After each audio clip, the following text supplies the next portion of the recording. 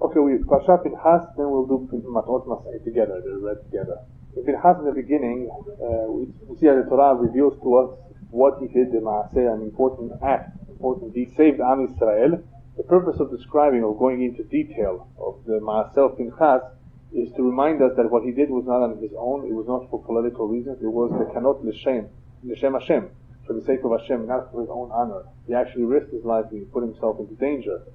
So the Torah emphasizes that he did this for Hashem. This was a courageous act, that he was not concerned about his own safety.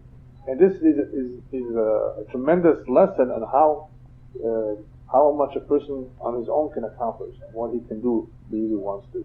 As a Jew especially, it's our obligation to interfere when we see that something is wrong and not to keep quiet. So this was a tremendous Kiddush Hashem. That's why the Torah praises this act, emphasizes throughout the various Pesukim, tells us that this required or took a lot of strength and courage to accomplish it. Even though it was one man against the whole Shevet of Shimon was upset. Right. He was a young man at the time. The Midrash says that a lot of miracles were performed. Hashem performed for him a lot of miracles, besides sparing his life. We see from this that when one does something Hashem Shamayim, HaKadosh Baruch Hu helps him. You will always see Atad Yishmaya. You will always see it. If you do it for the sake of Hashem, Hashem will help you. It has to be pure, unbiased, no politics. Doing it for Hashem. Unfortunately, not so interest. No interest. Not too many people do something like this. Torah tells us Pinchas stood out in this, that he did this only for Hashem. No.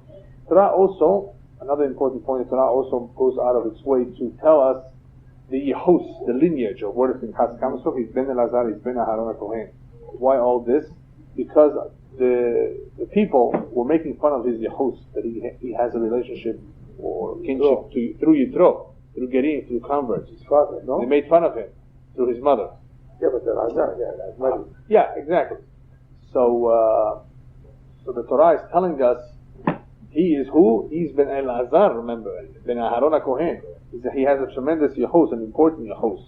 And of course, we see that this individual on his own was able to do something which nobody else, as I explained last week, nobody else was even thinking of doing. So here we have people making fun of him, which would have been reason enough to withdraw, not to think about it. They're making fun about his Yahus, it's a dangerous situation. Despite all of that, he didn't pay attention to this. He went out of his way, saved Am Yisrael. And Torah says that HaKadosh Baruch Hu, as a result of his Masei, stopped the Magifa. So we see one individual what he can do for an entire nation. He should not hesitate just because of his Yahus. Who am I? What am I? A lot of people think that nobody else does it. Why should I do it? One person can contribute a great deal. That's the point of it. Alright, the next point is that Hashem says, what will be my gift to him? A covenant of peace. What is this peace? So there's several commentaries, several definitions what peace means. The simple pashat of peace is peace from his enemies. You could imagine how many enemies he would have made from this act alone. Exactly. Hashem says, you know what? Shalom. Nobody will be able to harm you. That's number one. Second type of shalom, shalom malach hamavet. Elyahu Navi, who's Pinchas, did not die. Went up directly. Even malach hamavet won't be able to get to you. And finally, shalom is that he will have the job of making shalom amongst the Jews between HaKadosh Baruch Hu, and in the exact same way he will perform that before Mashiach comes. He will have that job of making shalom. It's a tremendous job. You know what it is to make shalom between people. And to make peace, shalom between us and Avinu Shabashamayim. Because but the Navi says the Shiv levavot al panim lepanim alavotam, between a father and son. Where is the respect today? There is no shalom, right? So that will be part of his job. The pact, the covenant of shalom that Hashem gives him includes that too. Also, he wasn't a Kohen. He was not supposed to do Avodah. Right. Because of his job, he became a Kohen. Yeah. So he wasn't anointed. Anyway, so Pinchas, obviously the Torah is telling all of this to us because this is a very important act, what he did to save Am Yisrael, to make shalom for Am Yisrael as a result of this terrible avon. Sometimes if you do something which is small, and it's not so nice, it's not so good, but as a result of that Masei, it creates a bigger consequence, a bigger Masei Tov, it's worth it. The rabbis, for example, tell us, preferable that he should be Mechalel one Shabbat, in order that he should be able to observe many, many Shabbatot. Right? In other words, in saving a person's life. Right? There is a Hilul Shabbat happening. Right? But what will happen as a result of this Hilul? He will be able to observe many, many more Shabbatot. You see a person doing an Avirah. Right? Depending on what is required. But sometimes you may be able to do something to spare that person that is not right. To spare that person from doing an Avirah, just so that he should be able to perform many mitzvot from that moment on. Right? So here, obviously, Pinchas is doing a tremendous act, which is a tremendous defense for Am Yisrael. It was necessary.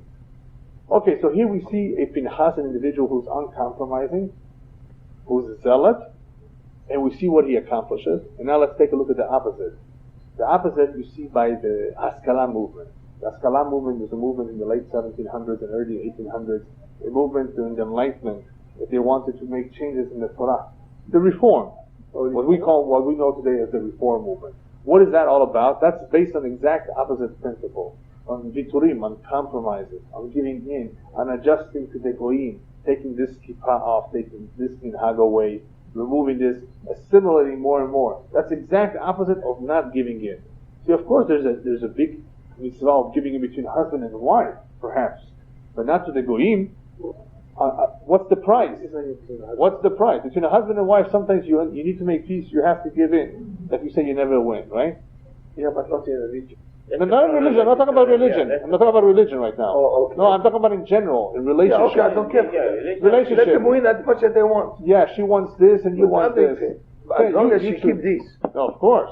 That's it. I don't do what you want. Yeah, no garbage. No garbage. But right. When it comes to religion, no compromise. No compromise. Exactly. That's what I'm saying. Where do we see the opposite of example? The opposite example, bad example, was with the Reform movement. That they were willing to give up. They were willing to make adjustments, to compromise in an area where there shouldn't be any compromise. And what are the consequences? Look at where they are today.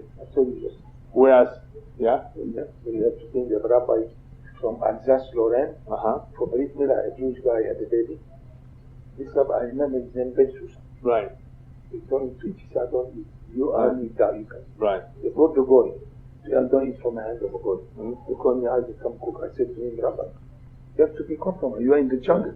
He said, oh, you're the Jew. No, there is no compromise. Exactly. There is no giving that much. Right. If not, we disappear. Once you start giving in, you throw away everything away. Little by little. There's no way. Yeah, there's a story of a man who came to Rabbi, I love to smoke, he says, I love to smoke. This guy came to Rabbi, I love to smoke. And I know in Shabbat some things are asurim, but it's mutar if you make a shinui. A shinui means that if you do it through a change. Some things. Rabbi says, can you find me a heter? You permit me to smoke with a shinui? He says, yeah, turn it the other way around. With the fire. The firing one, right? He's making fun of it. What? You cannot do these things, right? No. The mitzvot. Maybe I'm a fanatic. No, that's how it is. And the rabbi was right, because once you start giving in to please the person, because some people might call you insulting him if you don't take his invitation and sit down with him. Right? Well, you're insulting the Torah. How about the Torah? How about Borei Olam? I think I wasn't right. I became like this in the last years. I don't care. Religion is number one. I think it's Chafetz Chaim gives the mashal. There was once a thief who broke in somewhere, stole, shoplifted, or whatever, and he was running away, and the police started running after him. But they thought, if he's running, who's running? Probably a thief. Nobody else runs, especially if you're close by to the store. Then they saw him dumping a few things into the river.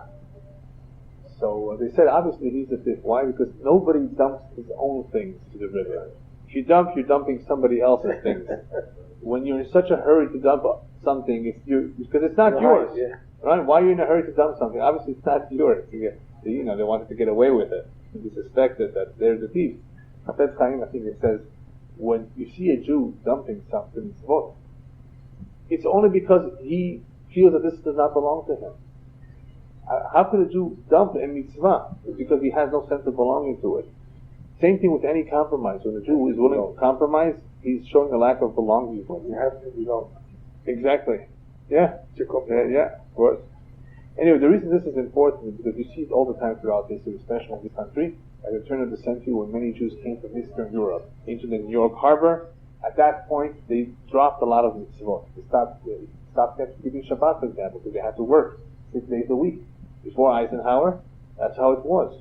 Saturday was a regular day. Today we have long weekends. I'm able to have a long weekend myself, right? Because the Goyim, that's what they have today, long weekends. Back then it was a big challenge. So many Jews who were not at work on Saturday were fired Monday. So many gave it up, the Shabbat. Should they have? Of course not. There's no excuse. They should have done what many of the Sephardic Jews did in New York. Became peddlers. They worked for themselves. The Syrians. Now let's take a look at the difference between the grandsons of those who gave up Shabbat and those who didn't. Those who gave up the Shabbat, I can assure you, most of them either married Goyot or assimilated, that they don't even know what Judaism is. Those grandparents, those Jews who came to this country, did not give up the Shabbat. I can assure you that a good number of them, their grandchildren are still Jewish and still observant. Shabbat especially was something that you cannot afford to lose. That was the strongest connection between a Jew and his Creator. But any compromise is asur, is forbidden.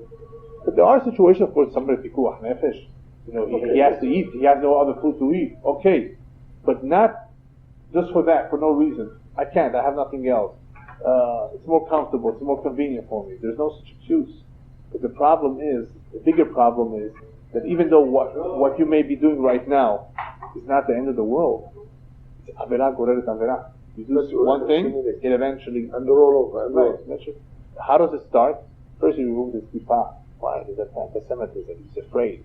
After he removes his kippah, he's sitting at his desk and he wants to eat lunch. You can't make a beracha because you can't make a beracha without a kippah. Because you know what? I don't need to make a beracha. It's midira banan anyway. Right? He doesn't make a berachot. Later on the next day, Goyim at work invite him for lunch. I can't eat at McDonald's. Okay, we'll go to a vegetarian restaurant. And he eats fish. He thinks he's eating kosher. He doesn't know that in the same frying pan they made octopus and shrimp. Right? So little by little he drops everything until he drops the whole Torah. Asur levater. You cannot give up anything for no reason whatsoever. The Torah says that this brit that HaKadosh Baruch Hu gave, Pinchas da'ita lo lezaro harav brit tunat olam. The gift that Pinchas received as a result of fighting for the sake of Hashem is not only for himself, it's for his children after. In other words, what we see from this is that parents who fight hard, who invest a lot in the chinuch of their children, in the shlom bayit, in their home, that does not only preserve their home and their peace, their life, but this is an example for their kids. The chances are that the kids will have normal lives if the parents have normal. If the parents have a broken home, many times the children will have broken homes. If the father or mother is an alcoholic, then the child might be one too. This is what he sees at home, right? Sure. No, how? So you can't expect him. You can't blame. Who can you blame? Only the parents. That's what it is. The mesirut nefesh, the dedication, the devotion that a parent shows, that is everlasting. For future generations, the children see this, the children follow this. That's what the government does it for no problem. Exactly. The parents, right. Now, the mesirut nefesh is so powerful that it lasts for so many generations. That even if a child or grandchild went off the derech, is no longer religious, but the grandparent was, sometimes in Hashemayim they send him hirurei tshuva. Why? Because that mother sat and cried, when she was reading Tehillim, or when she was lighting the candles before Shabbat. Her tears were that, what did our mothers and grandmothers ask for? That their children should be healthy, they should be Yehudim Tovim, good Jews, God-fearing. That's what they asked for. And Parasha also. If they do that in Shaman, doesn't it kind of bring the kid? Right, exactly. Right, so the parents during their lifetime were so strong about it and prayed so much, then they have a zechut. When they come upstairs and they're already passed away, their children or grandchildren are going off the derech, that zechut lasts. And sometimes they send Hirurei Teshuvah, thought of Teshuvah to the children and grandchildren. So all of a sudden you see a grandson who was secular doing Teshuvah. What happened? It possibly has to do with a grandfather or grandmother who had a zechut. Did some Masei, was a gabait tzedakah b'miserut, want to collect my funds, or used to say the whole Tehillim every single day. So then Hashem says, you know what, I can't allow a grandchild from this woman, from this man, to go up there. I'm going to send him things. We're not going to help him, totally. He has to do it on his own, but we're going to wake him up. We're going to wake him up a little. He's asleep. In the galut, what can we do? Right? So a lot of times, children or grandparents who showed mesirut nefesh are woken up by mesarim messages from them. And the parents Shamayim ask Borei Olam, yeah. To look, my kid, They know what's going on. There's a rabbi, and okay, I guess I can say names. He's not a rabbi anymore. Rabbi Elyahu Kin, the son of the Baba Sali. Tremendous kadosh, tzaddik, Gav. One of his children, I'm not going to say which one because he's alive, one of his children was not behaving himself according to the Derech Torah, according especially to a mishpacha miyuchesed, right, such a family. He calls over his son, this must have been after Bar Mitzvah. Listen, Chabubchik, I don't know how he said it, but listen, boy, if you don't behave yourself, I'm going to pray to Hashem that He should take you away from this world. I don't need such children. I don't need such children. I don't need such negative naha. Yeah. Either you behave yourself and you bring happiness and satisfaction to your parents and grandparents and the world around. Otherwise, I don't need. I'm going to pray that Hashem should take you away from this world. I'd rather not. Isn't this tough? Yeah, but this is who Rabbi Meir was, and he knew that this might have a positive effect. And today that son is one of the biggest tzaddikim in Israel. He's not just a good man; he's a tzaddik. He's a big tzaddik. I feel new mothers that said, if my son will be a righteous man, I just come to war. Right. Yeah. Anyway, quick story. Then we'll go to Parashat Matot Masei. Ravaz, a famous Chacham many hundreds of years ago, several hundred years ago,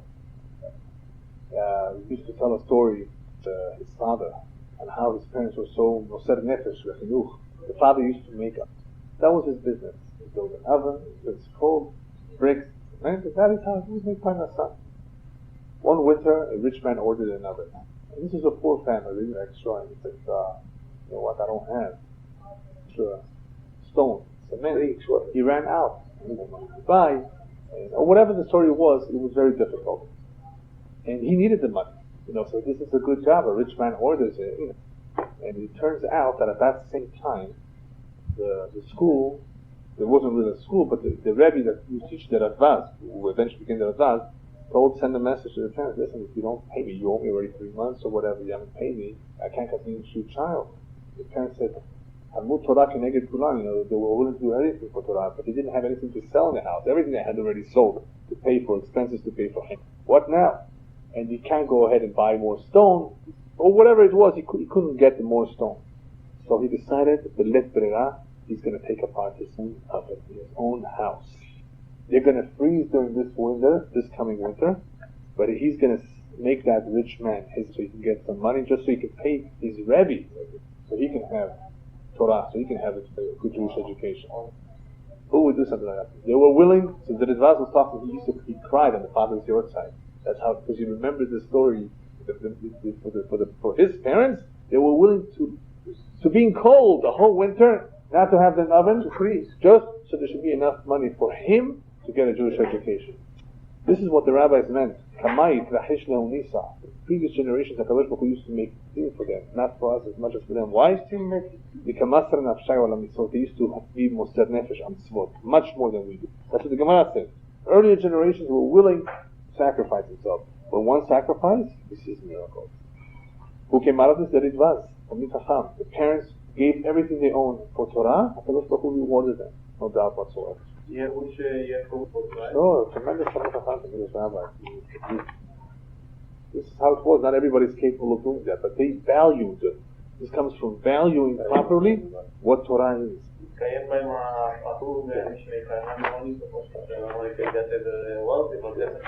Let's go to Parashat Matot Masei. The two Parashot, but they're short together. No. The Parashat Matot. Matot is the counting, yeah? Matot Masei. In Matot you have the Nedarim and Shavuot. The one has to be, of course, careful with Nedarim and Shavuot. What happens if one does have to make a neder? What happens if a woman makes a neder? Right. All the various mitzvot concerning Nedarim and Shavuot. So just briefly, to go over this, what's the difference between a neder and a Shavuot? A neder is an object. A Shavuot is on yourself. When you make a Shavuot, you're making a Shavuot that you will do or not do something. The Shavuot is on yourself. The neder is on a particular object. What's the difference? What difference does it make what one is, or not, on the object or on the body? So the rabbis explain that one cannot, for example, make a Shavuot that he will not put on tefillin. that Shavuot cannot come about. Why? Because the time Muzbah v'omed nehar Sinai. The oath has already been taken. God already commanded you. You cannot take yourself out of that cloud. But you can make a neder on the tefillin that you will not wear. On the object itself. But that is asur alai. So there is a difference between a neder and Shavuot on how they come about. Echem halim. On what takes effect and what does not take effect. Regardless of the differences, one has to be careful with the two of them, not to take upon himself unless he knows that he can fulfill it. But before we go on, it's important to know that there's three types of Shavuot. One is called Shavuot HaEmet, Shavuot Mitzvot, and Shavuot HaMishpat. Shavuot HaEmet, a person should be very careful never to make. It sounds funny, Shavuot HaEmet, what does it mean? Shavuot HaEmet is the type of Shavuot, an oath, that Reuven comes to you and says, Shimon, do this for me, or give me this, and you say, I can't do it, or I don't have it, and he doesn't believe you. So because Reuven does not believe you, you are willing to make a Shavuot, le'amet v'varecha. Right? Bullah, like the Arabs that did say. Yeah? Yeah, whatever. They want to confirm it, right, that this is true. That you should be very careful. Even though it's Shavuot emet, even if it's true. Why? Why should you not do it? Because of miyutar. It's not needed. If he doesn't believe you, let him not believe you. That's what the rabbis say. Too bad. You should put yourself in that situation, because that man doesn't believe you. You have to be extremely careful. Shavuot emet miyutar. Miyutar means it's unnecessary, it's extra. Don't do it. Stay away as much as possible from it. The second Shavuot is Shavuot HaMitzvot. Right, it's almost in vain. Even if it's true, Hashem says, what are you doing this for? Many cities were destroyed because of Shavuot emet. That's why people used to make Shavuot all the time, even if it was true. The second type of Shavuot is Shavuot Mitzvot. The person has a hard time doing fulfilling the mitzvah, or he has a hard time with a particular avirah. And he says, you know what, I take it upon myself that I'm going to do this every day. Take care of this. Or I'm going to stop doing this that is totally against Torah. He feels that that's the only thing that will save him, that will make him do it, then he's allowed to do it. Even then you have to be careful, because you have to know yourself. Sometimes that may help a person do mitzvah or stay away from an avirah. Right? If that will do it, right? For example, some people consume it at smart. Next time I don't wake up in time, $100 for the car. Right? With the tefillah. It's going to be very expensive after a while. So that sometimes, if that helps him, you may be able to do it. So you have to know yourself. That can be acceptable at times. For example, the rabbis tell us, Nodrin be'et sarah. If a person is be'et sarah, his ship is about to drown, his ship is about to capsize. Or he's saving it, if you save my life, I will do something. Then it's a mitzvah to make a promise. Because that nether might actually help you. But you have to be very careful once you make it. That's why the Pasuk says it's better not to make. It's better. You're better off not making any promise than making a promise, even if you keep it. Because once you make a promise, what happens? The Yetzirah is after you to find all sorts of ways for you to cancel. And the promise is a very powerful thing. Words are very powerful. So once you made it, you have to be extremely careful with it. So why do it? But sometimes, yes. The third type of Shavuot, that's called Shavuot HaMitzvah. The third type is Shavuot HaMishpat. Sometimes in Bet Din, in Mishpat, there might be a need, make you swear. Right? He gave you to watch something over, while he was away. You watched over his money. Or you watched over his object. And something happened to it. Or it got broken, and you say, I didn't do it. I didn't touch it. I was aware. I was in the closet. Sometimes there might be a need for Bet Din to make a Shavuot. Shavuot HaShomrim. There are times that the Bet Din has the right and the need to make the individual swear that he's not responsible for it. What can we do? Otherwise, people will not lend money. People will not, in reality, there would be a Shavuot. If you find somebody's wallet in the street and you turn to him, you might think you did him a favor. The guy says, I have $500. I only see 20. Where's the rest? Where's the other 480? This is what I picked up. He could make him swear. What happened? People would not pick up wallets. They don't want to swear. Everybody's going to suspect me and claim that there was more money in there. The rabbi said, okay, in that case, it's not. But you see how sometimes there is a need for Bet Din to make a Shavuot. Sometimes the rabbi said, however, we will make him exempt. Otherwise, people will not lend people money. People will not pick up lost objects. And so for tikkun, of society to make sure society continues to function properly. They have to make certain takanot. But otherwise, this Shvuat HaMishpat is necessary at times. Rabbis tell us who should not make a neder. Who should not make a neder? One who doesn't keep other mitzvot. One who does not keep other mitzvot is not a religious man, or he doesn't keep some mitzvah, he should neder. Why? He's already breaking something. He's going to break this too. Yeah. So the Magid Ladumna gives Mashal Emad Davar Domeh. The two poor men who were friends for many, many years. The time came to marry off their daughters. So one of them comes to his friend and tells him, Mageli Mazal Tov, Baruch Hashem, I got my daughter, I made her Hatanah, set her up, furnished her home, right? So the other guy says, how did you do that? Where'd you get the money from? He says, many, many years ago, I listened to the advice of a Chacham. He knew my situation. And he told me to just put away a little bit of money every single day in the safe that's locked. Never open it. In a safe that's locked, never open it. By the time your daughter becomes 18, you'll have enough money in that safe. And Baruch Hashem, I did that. I always added whenever I could. Came the time of the Chopah, and Baruch Hashem, I had a nice amount. Good. So he says, it's very nice for you. I could never have done it. You see, my habit is to sometimes break into people's homes and steal. And so I break into other people's safes. I would have broken into my own safe. I would not have been able to collect and save money until now. If you break into others, you break into your own. That's what Magid Adumna says. That's what the rabbis meant. If you break other mitzvot, if you do other avrot, you are not going to be able to keep a neder. A neder is a very holy thing. Very big one. Yeah. How can you convert to another thing? If this is what you say in Arabic, how can you don't believe in only your own religion, you convert to a new religion? If you couldn't believe in your own religion you're born with, how can you accept it? Right. Oh, they say that? That's yeah. very nice. Yeah. Yeah. I'm born Jewish. Later I'm become more Muslim. Yeah. They believe. Don't believe me, he can never come. If he didn't accept his own religion when he was born with, how can he accept yours? Exactly. Very good point. They have that saying that. Right? Yeah, sure. That's only for us, not for them. Yeah. The guy is like his own self. He's like other people's self. He's like himself. Anyway, one who does make a neder, for whatever reason, those times that it is allowed and it is permissible or advisable, he has to be extremely careful because it could be a very, very serious avon. Consequences can be very serious if he doesn't comply with it. Alright. Okay, so there was an incident, Parashat Matot. To those who came back from the war, from Midian. They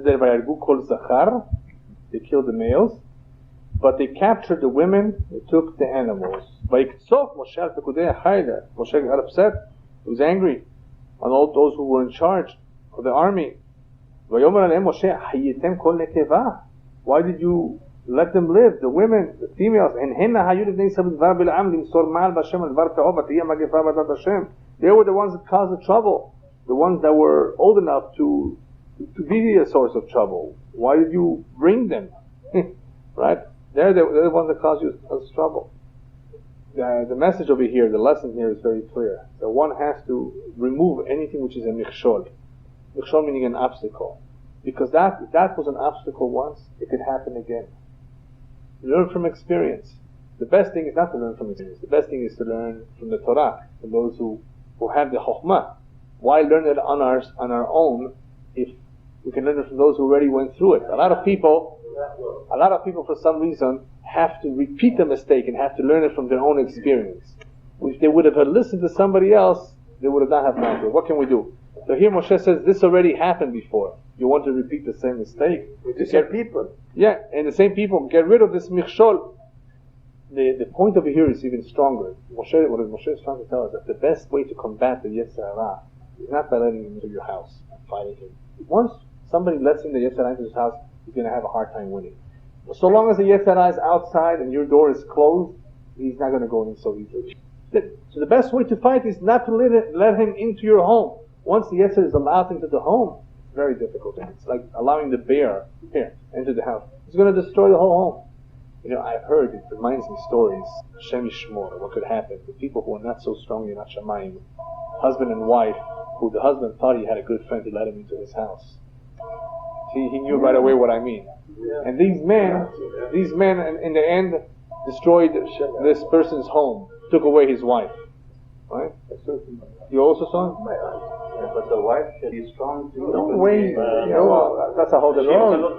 That's It's not a whole. strong. The woman is so weak. Yeah. He took some words in her ears. Right. Right. So anyway, so that's the point that Moshe is telling him. Why did you bring him? This is a michshol. It was a michshol. It was an obstacle in the past. It's going to cause problems in the future again. Remove michsholim. Remove all the obstacles. Don't bring him into your home. The best way to fight the Yetzer is don't let him in. A person brings in the TV into his house, brings in pornographic magazines, brings in all the garbage, all the filth of the street, lashon hara and so forth. He destroys his home. The kids see it. His wife sees it. He is immersed in it. Don't bring it into the house. Leave it outside. Can you have a television at home when there is no cable? I mean, you don't have connection, only for the VCR when you're watching yeah, that's a monitor. So the next is a monitor.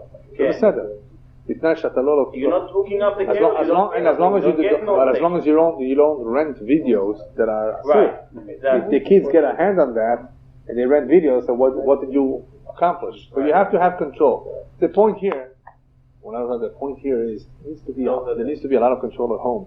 I know Goyim have noticed that Jews are overprotective of the children. They send them to private to make sure they don't go everywhere. We have no choice. We have no choice. This is the way it needs to be. Who their friends are, what they're doing. Yeah, we need to find out. You have to be aware of what the child is doing. Where he's going. Yeah, it's incredible. When you have it home, no matter if you go. Of course. The mashal one time, I was playing. Sure. In the shiur, you say that, Yeah. It's like a garbage can. You can go pick up something good in the garbage can. Fill your hand with it. Yeah, when you change the channels, you already see some garbage. See, no matter what, there are the channels which is disaster. Yeah, I gave a woman once an example. She had a TV at home. You understand? We only watch once in a while.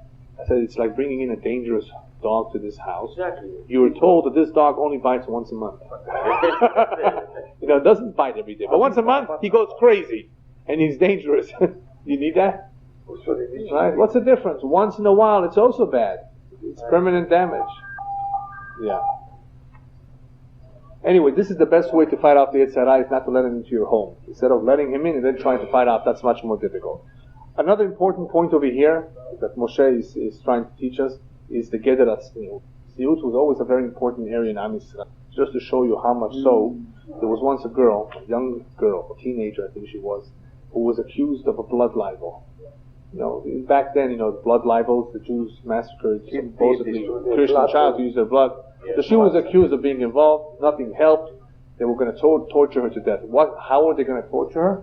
They were going to tie her hair to the back of a chariot, of a horse chariot. They were going to drag her all over the square until she dies. They asked her, "Do you have any requests?" Last request. She says, "Yes, please give me some pins." Surprise! Why would a girl want pins at this moment? She took those pins and she stuck them into her flesh through her dress. That Chaz v'Shalom, while she's being dragged, her dress should not uncover her. She should not be unsanua for even a few moments. That people who are standing and seeing this happen. This is the strength of the Jewish girl back then, who wanted to be extremely snuot, even at this moment, the moment of death. הסיפור הידוע, על במלחמת העולם השנייה, with the Nazis, Sure, of course. Them died, they took all pills, all of them died. Right, they knew the Germans were coming to rape them, right? And they all took poison. Or another case where girls and boys threw themselves off a boat when they knew they were being sold into prostitution. Jewish boys were very, very strong, that they would not allow their tzniut to be broken. A very important lesson over here too. It's not one of the ימות בל יעבור. כלומר, הפיקוח נפש, אני חושב it's not one of the ייהרג בל יעבור. It all depends on the circumstances. Yeah, it's a Kiddush Hashem. No, there are three things of Kiddush Hashem. Right. No, there's various. להמיר את דתך. Yeah, but it all depends on the להרוג מישהו, ועוד איזה. Yeah, אבל תלוי אם יש גזירה, או אם זה ברבים, גם כן, אז יש אפילו מצוות נוספות. Yeah. But anyway, that's a very important point over here.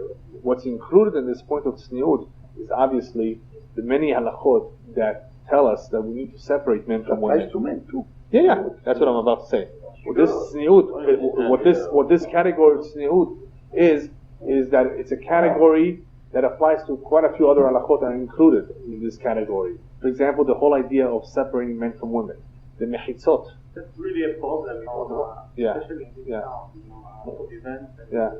Well, it all depends on the situation and what's happening, but the whole idea, the concept of tzniut involves the separation of men from women, not getting too close to each other. And that includes Yehud.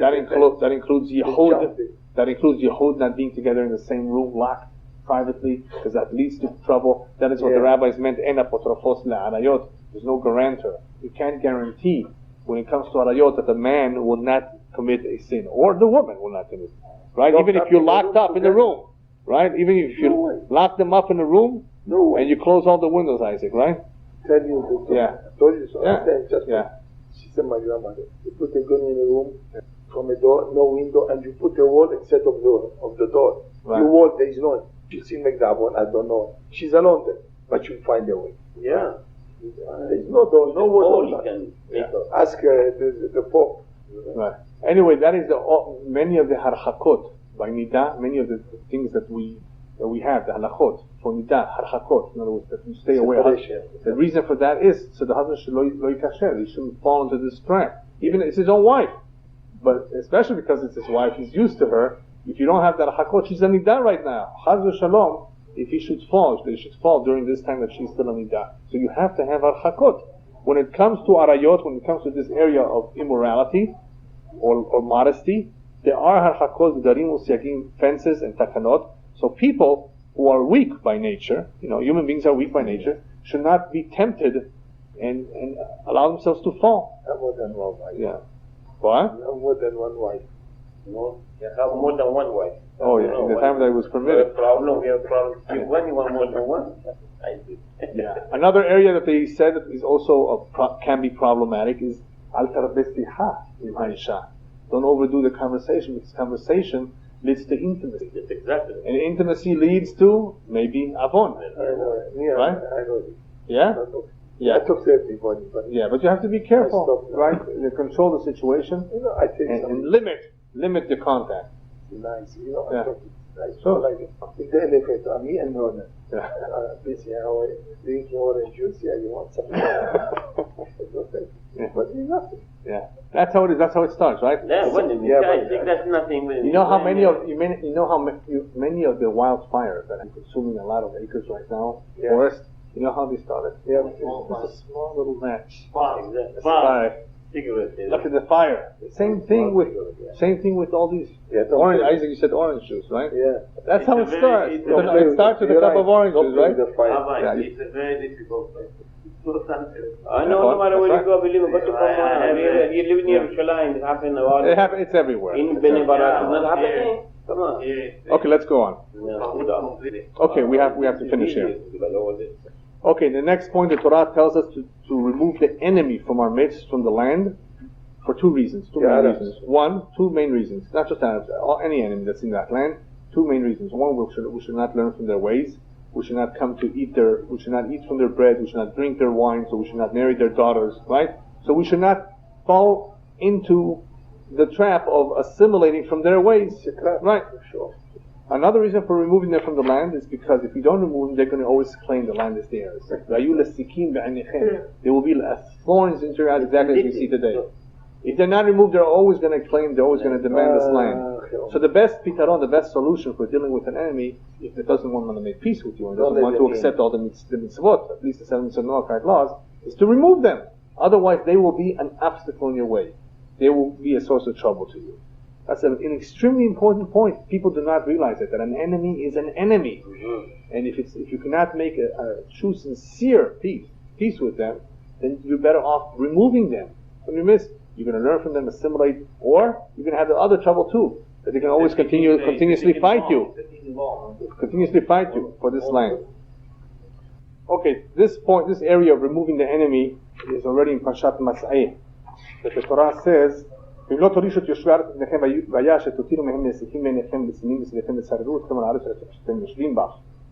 words, if you don't remove them, they're going to cause you trouble. They're going to continuously demand this land. So when you come to the land, break the Avodah Zarah, remove the enemy, otherwise you will have a hard time inheriting the land. Another point in Parashat Masei is the point of, or the mitzvah dealing with Goel Hadam, with Arei Miklat, somebody that kills somebody by accident, by mistake, the Shogeg. There are signs telling him where to go. There used to be signs giving him direction, so he can go to city of refuge, because all he did was kill the Shogeg, Bishgaga, without intention. He's supposed to stay there until the Kohen HaGadol will pass away, and the Torah nevertheless calls him a Rotzeach. Rotzeach, he's a killer. Why is he a killer? He only killed Bishgaga. Obviously, nothing is Bishgaga in a sense. Nothing happens by accident. There's a reason for everything. Yeah. The rabbis tell us in the Gemara, what happens if somebody's not caught? Nobody knows that he killed by accident. Or what happens to the one who killed intentionally and he's not caught? What eventually happens to them? After all, these individuals that go to our Miklat is because we're aware of. What about the one that was killed? Why did he get killed? Right? In other words, why do these things happen? The Kitzur. So the rabbis tell us, HaKadosh Baruch Hu mazmin lepundak. Sometimes HaKadosh Baruch Hu brings two individuals to a hotel. Imagine to the same lobby, same courtyard in the hotel. The guy who killed by accident last time and nobody witnessed it, therefore he never went to Arei Miklat for Tikkun. He now falls again. This time witnesses will see him. And who will he kill? The one that in the previous Gilgul killed intentionally and nobody saw it. So the one that is dying gets what he deserves. The one that needs to go to Arei Miklat gets what he deserves. So in the end, HaKadosh Baruch Hu manages all of these things. Right? Yeah. Obviously people get killed for different reasons. Well, I'm not saying that that's the reason always, but nothing is bishgaga. Something happens bishgaga, it needs a tikkun. How could you have allowed this to happen? In other words, why weren't you more careful? The fact that you killed a person even though it was unintentional, it's a terrible thing. It needs a tikkun. What? No, yeah, obviously that's cheshbonot. Alright, the next point in Parashat Matot, Masei, are the many travels. I think that's I think that will be the last point we'll cover. There are many halachot in Goel Hadam, in what happens if the person leaves the city of refuge, he can get killed. There's halachot about the Kohen Gadol passing away. There are quite a few details about Arei Miklat and how it would work. The 6 places that were set up. In a sense, it was a prison type of life. Need for it, but we don't have time to go into all those. The only point to remember is that it was a tikkun. Galut is a form of tikkun. Whether one goes to Arei Miklat, whether one has to leave his town, has to go struggling somewhere, and everything. It's a galut, it's an onesh, it's a kapara, it's a tikkun. But anyway, let's go to the last point. Parashat Masei talks about travels. All the travels that Am Yisrael went to the desert. Why does the Torah go into all the details of each one of them? Because there's something to learn from all of them, right? Am Yisrael had many experiences in the Midbar, and during these experiences they saw many miracles. They saw the man, they saw the Slav, many miracles. And those miracles were intended for them to become impressed, for them to have a chizuk in their emunah, right? They were just coming out of Egypt. They had a slave mentality. They needed a tremendous chizuk right before they entered Israel, because now they're going to be on their own. They're not going to be open miracles anymore. They're going to have a system of judges and leaders and maybe perhaps prophets during one time. It's going to be a whole different life. They're going to need guidance. They're going to have the Torah. But they need a strong emunah. So HaKadosh Baruch Hu gave them these experiences and these miracles that He performed for them in the desert so that they should be strengthened and that we should learn from them as well. Same thing with this past Galut.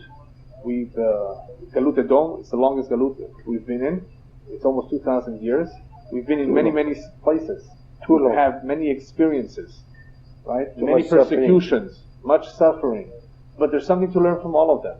The problem is that most people don't read history. If they were to read the history of the Jewish people, they would see that nobody likes us, that Esav Sonet Yaakov, that life is temporary, that in Spain they had such a beautiful golden age, 500 years or so. Yeah. And then they were thrown out of there too. That no place is safe. But eventually we're all going back to Israel. So the lesson is that just like Am Yisrael had many travels and stops in the desert, those travels and stops correspond to the travels and stops that we will make in the Galut. And where will the last stop be? In America. The wandering Jew. So America, the United States of America is, as Rav Chaim Volozhin said, the last stop in the Galut. From here, we go back to that. So people who are living in this country should not become too comfortable and think this is where they're staying. I'm good, maybe I'm good. Without Hashem, we're all going very, very soon. The point that the Jew should remember is that the Galut is a temporary place. This is not our home. The German Jews made a big mistake of saying Germany, that Berlin is Yerushalayim. No, you could have a normal life. You can have a decent life. But you have to remember that this is not our home. This is just a stop in the Galut. In a very long Galut. Analyze it. Like you say, look back. History repeats itself. You know that? Sure. Nobody wants you. Yeah. Sooner or later, you have to go. Yeah. But let me just finish with a story. There was once a man that came to his wife running. The rabbi just told her we have to prepare ourselves to go to Israel. Mashiach is coming. And they were farmers. So she said, what am I going to do with all the chickens and the ducks, the horses and the cows? So the man went over to the rabbi. Rabbi, she has a good complaint, a good excuse. We have too much here to leave. He says, tell her that if she worries about that soon, the Tatars, the Russians, the Cossacks are going to come and kill them and take everything away anyway. So they better run away and save their life, save their skin. So he went and told his wife. His wife thinks about it and says, go back to the rabbi and tell him that he should pray that the Cossacks should go to Israel and we should stay here. Huh? Some people have that mentality. This is the Galut. We have to be ready to leave everything and go to Eretz Israel. The money you have, at the end you're going to put it on the walls. That's right. What your $100 is there? Anyway, in the end, some people will go on their own. Some people will be thrown out. Will have to go for economical reasons. This is what's going on in Argentina and France. Are they going on their own? No, by force. No, they're going by force for economic reasons or for anti-Semitic reasons. Exactly. So in the end, Akadosh Baruch Hu mekabetz et kol hagaluyot. This is the best siman that everybody's on their way home.